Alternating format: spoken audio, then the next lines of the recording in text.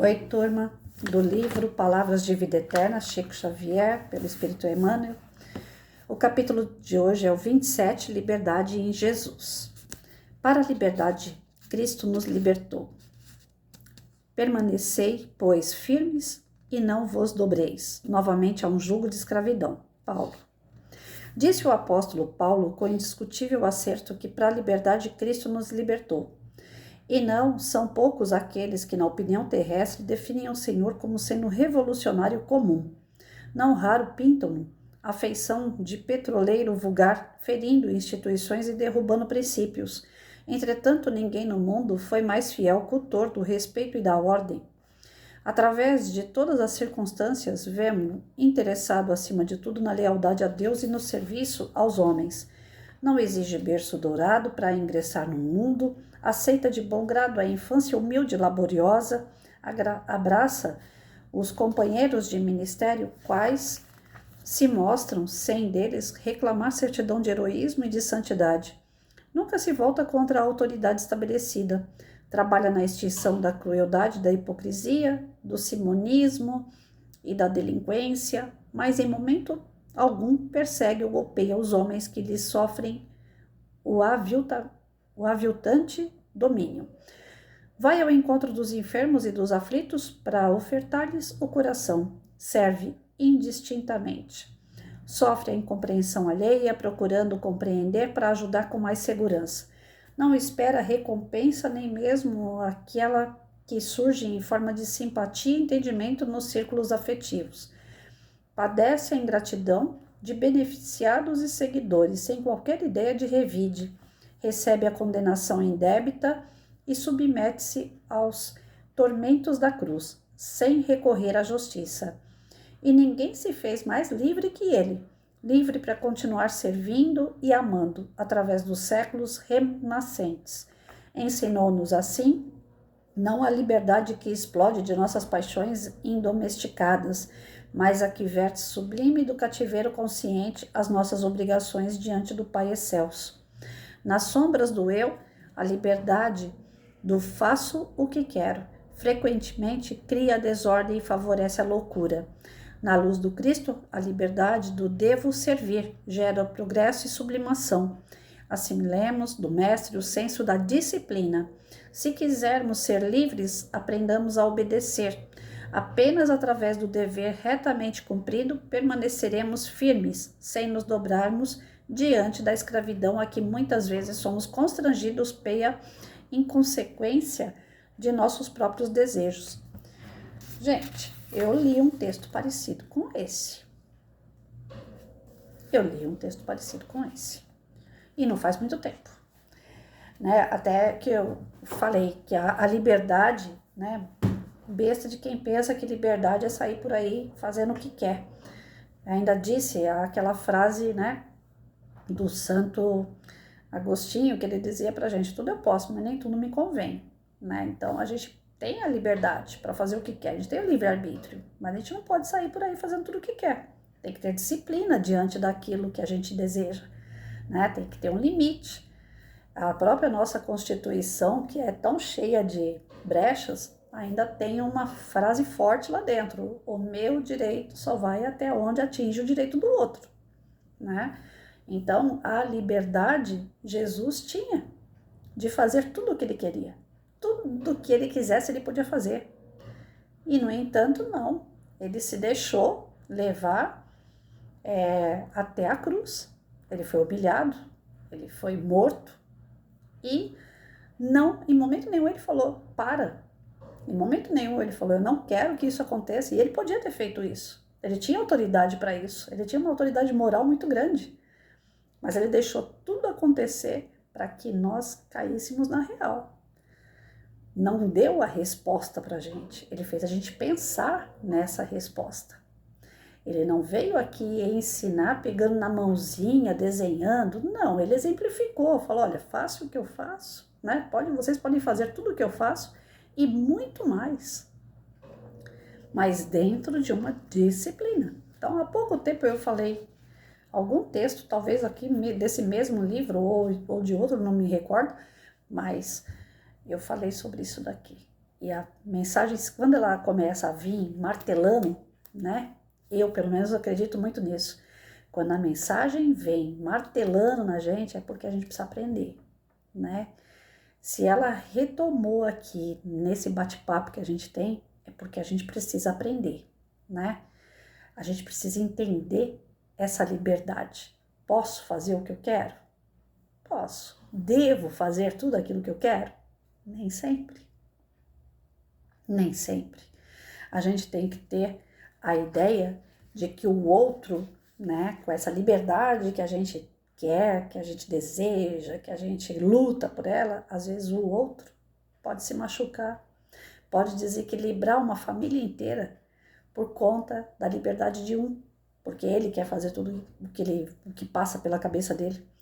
Pense naqueles casos de pessoas que bebem, que usam droga, né? O cara tá fazendo o que ele quer. Ele tem a liberdade para ele fazer o que ele quer. Mas e a família? Como é que a família fica? O marido ou a esposa que trai o seu cônjuge, ele teve a liberdade de fazer o que ele quis? Sim. Ele devia ter feito aquilo? Não. Ele machucou alguém. Então, toda vez que a gente age sem pensar no outro, sem ter a disciplina dessa liberdade que tanto a gente deseja, a gente fere alguém. E impossível, segundo o próprio Santo Agostinho, ele mesmo dizia, impossível um ser humano ser feliz vendo um irmão infeliz. E enquanto você for aquele que trouxe infelicidade para alguém, se você está querendo ser feliz judiando de alguém, machucando uma pessoa, ferindo uma pessoa, humilhando uma pessoa, se desfazendo da pessoa, você não vai ser feliz. De momento, sim. Vocês vão falar para mim assim, os marginais, eles roubam, estupram, traficam e eles dormem. Eles dormem, sim, mas muito mal acompanhados. E o fim é trágico. Eles podem fazer tudo aquilo que eles desejam, eles têm tudo aquilo que eles querem. Afinal de contas, eles roubam, então eles têm dinheiro, eles têm mansões, eles têm avião, tem carro, tem luxo, tem comida de tudo que é tipo, tem viagem. Os filhos estudam em escola particular, têm a melhor educação, melhor saúde. Parece que estão vivendo num mar de alegria, né? Tudo matéria. É isso que a gente tem que cair na real. Tudo matéria. Nada vai ser levado lá para o túmulo. Nada vai ser levado para o plano espiritual quando voltarem. E quando voltarem? O que eles vão ter para dizer? Quais são as justificativas deles para tentar amenizar as penas que virão? Porque nós somos responsáveis por tudo aquilo que nós fazemos. Se eles estão plantando desgraça, tristeza, ódio em algumas pessoas, né? Eu parei de assistir televisão para não ficar criando aquela raiva. Porque eu falo, parece que a gente está num mundo tão injusto. Parece que só quem não merece é que é feliz, né? Eu parei de assistir. Enquanto tiver aí umas situações que eu não concordo, eu não acompanho mais a política desse país, eu não acompanho mais as notícias, porque aquilo vai me criando raiva.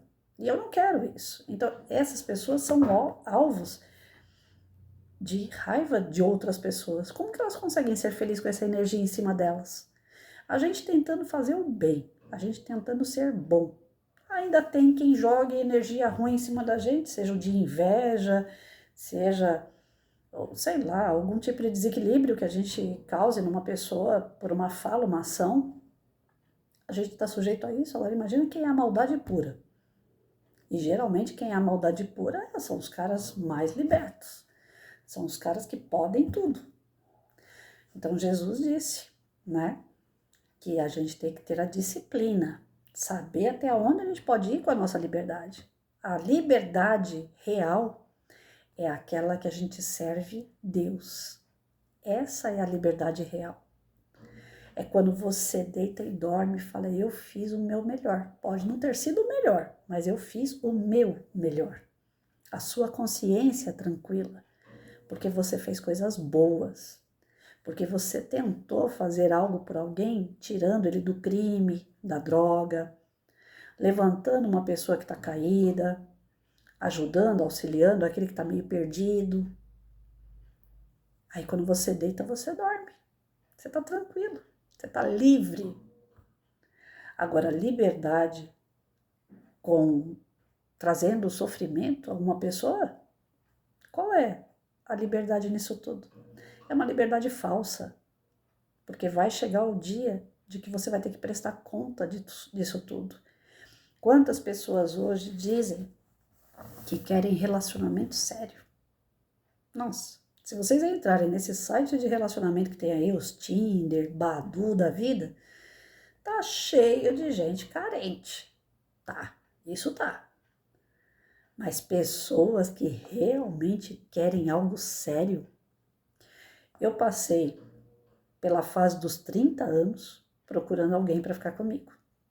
Eu fiquei viúva com 33. Então, no meu período dos 30 anos, eu passei procurando alguém que quisesse alguma coisa séria. Era o período que os caras estavam naquela de separa, não separa, grande parte, né? Das pessoas que eu conversava nesses sites aí. Estavam naquela de separa, não separa, tem filho, vai ter que pagar a pensão. Então, ficava naquela vai e volta com a esposa. Lógico que eu não me envolvia com pessoas desse tipo. Ou aqueles recém-saídos do casamento, que sai duro, não tem um centavo nem para ele, que dirá para pagar pensão. Depois vem a turma dos 40, que já está separado, mas que tem que pagar pensão. Continua duro e também não quer nada muito sério, não. Porque o dinheiro que tem é contadinho ali. Tem que pagar pensão, tem que pagar aluguel, está começando a se estabelecer. Depois vem a turma dos 50. Já tem a sua casa, nem que seja de aluguel, está mobiliada, já parou de pagar pensão, que os filhos já são grandes, mas aí não quer arrumar uma companheira, porque se estabilizou e tem medo de uma mulher vir e tomar tudo de novo.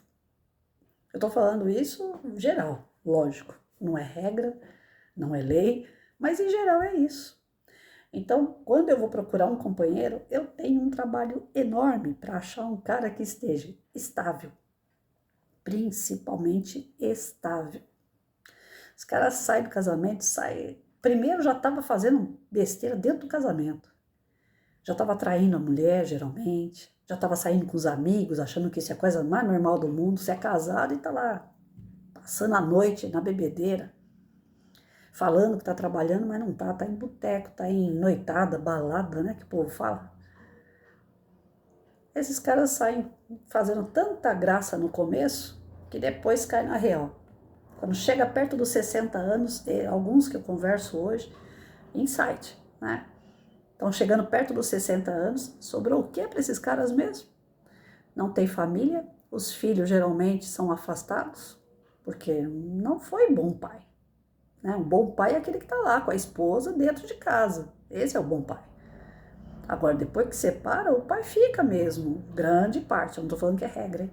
Grande parte, fica omisso à educação dos filhos. Então, o cara não tem família, o cara acaba aposentando, morando sozinho, e o que é pior, doente. Porque o nosso final, poucas pessoas têm o privilégio de terminar a vida sem ficar doente. Tem um ataque cardíaco fulminante e pronto, morreu. Poucas pessoas têm esse privilégio. A maioria de nós passamos por uma fase no fim da jornada doente. E aí o que acontece com essas pessoas? Sem família, sem trabalho, porque já aposentou, ou sei lá, não se firmou. Tem muitos que não se firmaram no serviço até hoje, porque quando não tem aquela estrutura familiar, o cara é tão largado, sem disciplina nenhuma, tão cheio de liberdade, que nem emprego ele para. Aí chega lá no final da vida sem emprego, sem família, com dívidas e doente, e sozinho. Já pararam para pensar nisso? Como a nossa sociedade é hipócrita nesse sentido? Porque a maioria, eu estou falando do lado do homem porque é com quem eu converso, mas do lado das mulheres não deve estar muito diferente também, não. Muitas hoje não querem mais nada sério também. Aí você entra lá no site, está lá escrito, no perfil da pessoa, que ela busca relacionamento sério. São pessoas que não sabem nem o que elas querem da vida, porque na verdade elas escrevem uma coisa e querem outra. Isso eu estou dando um exemplo de site, mas na vida, no nosso dia a dia, sem ser o virtual, tá muito diferente disso. Os casamentos hoje são alicerçados mesmo na fé, na comunhão entre duas pessoas, de que vão ficar juntas até o fim da vida, uma cuidando da outra. Não é só o lado virtual que está assim. O lado virtual é um reflexo do que está acontecendo do lado real. Nós estamos tão eufóricos por uma questão de liberdade que nós esquecemos que dá para ser libertos junto com Deus e uma pessoa que a gente ama. O amor que tanto Jesus pregou, que é aquele amor desprovido de querer algo em troca, nós não conseguimos desenvolver, porque é um toma lá, dá cá danado. Quando eu vou conversar com alguém assim que eu tô querendo, né, me aproximar, paquerar, a pessoa já fala para mim que ela conversou com umas 200 pessoas e aquelas mulheres com quem ele conversou só queriam saber se ele tinha dinheiro, se ele tinha condições de bancar elas. Do mesmo jeito, tem homem que quer que mulher banque eles. Então, qual é a graça de ser livre aí? Não estou entendendo. Se lá atrás essas pessoas tivessem pensado em estudar, trabalhar, formar uma família e juntos conquistarem sua casa, seu carro, ter seus filhos, criar, educar seus filhos, estaria todo mundo hoje numa boa. E o que é que precisava lá atrás? Disciplina. Você ser de uma pessoa só. Você querer viver com uma pessoa só. Mas não, quero sair com todo mundo, quero conhecer tudo, quero beijar um monte.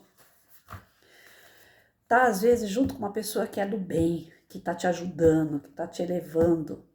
Mas aí você não perde a mania de ficar olhando pros lados, de ficar procurando. Né? Ai, que bonito ali, ai, que bonita aqui. É. Às vezes, uma bobagem dessa gera insegurança quem tá do teu lado e acaba um relacionamento. Porque você tem a liberdade de olhar para quem quer que você queira. Ah, mas não pode olhar? Pode. Mas convém?